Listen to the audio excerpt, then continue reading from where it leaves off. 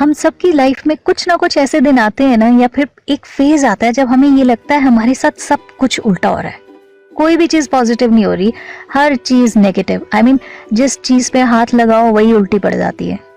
ऐसे टाइम से निपटने के लिए आप क्या करते हो? वेल, ये वाला जो स्लाइस है ना, थोड़ा नहीं पूरी तरह ही खट्टा, और कईयों के पास तो एकदम कड़वा टाइप का ही आ जाता है। ऐसी सिचुएशन से निपटने के लिए आपको पता है सबसे पावरफुल हथियार हम सबके पास होता है, लेकिन हम उसका रेयरली इस्तेमाल करते हैं। Exactly, you guessed it right, memories, मीठी मीठी यादें।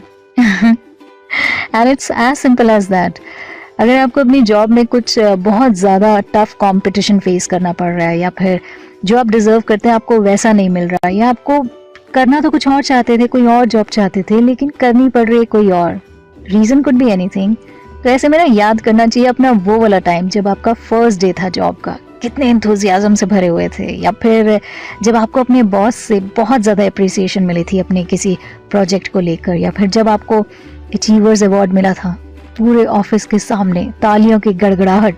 वाओ, देखा, जस्ट अभी सोच ही रहे हैं, विजुलाइज कर रहे हैं, तो अपने अंदर कैसी फीलिंग आ रही है। और फैमिली मैटर से रिलेटेड अगर कुछ ऐसा चल रहा है, बेटा बहुत ज़्यादा जिद्दी हो गया है, तो याद कीजिए उस दिन को जब उसका बोर्ड का रिजल्ट आया था, तो उसने आपको कैसे गले लगाया था। इन सारी बातों को सुनने के बाद अगर आप ये कहेंगे हमारे पास ना हैप्पी मेमोरीज का स्टॉक बड़ा कम है, तो कोई नहीं, फोटो एल्बम्स तो होंगी, उन पिक्चर्स को निकालिए। उससे बेहतर चीज मुझे नहीं लगता कि आज तक कोई है, और वो इस तरीके से आपके दिल और दिमाग को रिचार्ज करती है ना, पुरानी पिक्चर्स एल्बम की, जैसे मोबाइल को हम चार्जर से चार्ज करते हैं ना, एग्जैक्टली वैसा ही इफेक्ट आ जाता है। नई एक्सपीरियंस तो कोई नहीं, थोड़ी देर बात करके देख लेना। जिंदगी का एक टुकड़ा। So the moral of the story is, अक्सर अपनी जिंदगी के पन्नों को ना पलटना चाहिए। होने के लिए कुछ भी नहीं है, बुरा समय भी बीते दिनों की बात बनकर रह जाएगा। ट्राई करके देखिए, एक्चुअली वो जो मेथड्स है ना इफेक्टिव है। एक छोटा सा शिफ्ट, या फिर कह सकते हैं एक छोटा सा चेंज जरूर आ सकता है आपकी लाइफ में, इन केस अगर आप अपने घर में परचेजिंग करते हैं, या फिर आपकी रिस्पॉन्सिबिलिटी है कि अपने घर में फ्रूट्स एंड वेजिटेबल्स खरीदने की। नहीं विश्वास तो कोई नहीं, लेकिन पहले ये तो सुन लो, एक बड़ी सी कॉर्पोरेट कंपनी में राघव जॉब करता था, और पता है उसके ऑफिस से थोड़ी ही दूर एक बूढ़ी अम्मा बैठी होती थी फ्रूट्स लेकर। राघव का रूटीन था, रोज वहां से निकलता और 1 किलो संतरे उस अम्मा से खरीदता, और एक संतरा वहीं छील के उसका फर्स्ट स्लाइस अपने मुंह में डालता, और डालते ही कहता, लो अम्मा, इतना फीका संतरा बेचती हो। ये सुनते ही वो अम्मा कहती, नहीं बेटा, फीके तो नहीं है। इस पर राघव कहता, ये देखो, खाकर देखो। तो वो संतरा उस अम्मा को खिलाता। खाने के बाद अम्मा बोलती, नहीं बेटा, ऐसा नहीं है।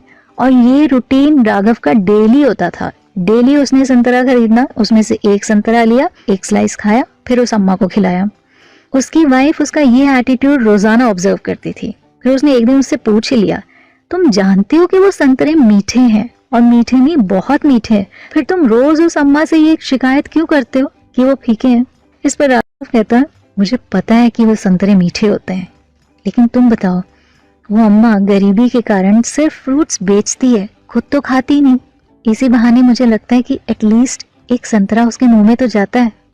और दूसरी तरफ उस फ्रूट्स बेचने वाली अम्मा के बगल में ही एक सब्जी बेचने वाली महिला भी होती थी। वो उसको कहती थी कि बहन जी, जब भी ये लड़का आता है हम देखते हैं तुम इसको थोड़े फालतू ही देती हो संतरे तोलकर, ऐसा क्यों? इस पर वो कहती है, तुम्हें क्या लगता है, जो वो रोज मेरे से संतरे खरीदता है उसे लगता है कि मुझे पता नहीं चलता, वो प्यार ही प्यार में मुझे एक संतरा रोज खिला कर जाता है। तो जब उसके लिए मैं संतरे तोलती हूँ तो प्यार ही प्यार में मैं न जाने कितने तोल जाती हूँ, मुझे इस चीज का अंदाजा ही नहीं रहता। हम में से कितने लोग अपने फ्रूट वाले भैया के साथ ऐसा करते हैं? नहीं ना, हमारे तो कई बार दिमाग में ही नहीं आता कि ये भी एक वे है किसी दूसरे के चेहरे पर स्माइल लेकर आने का, या किसी दूसरे के लिए कुछ अच्छा करने का।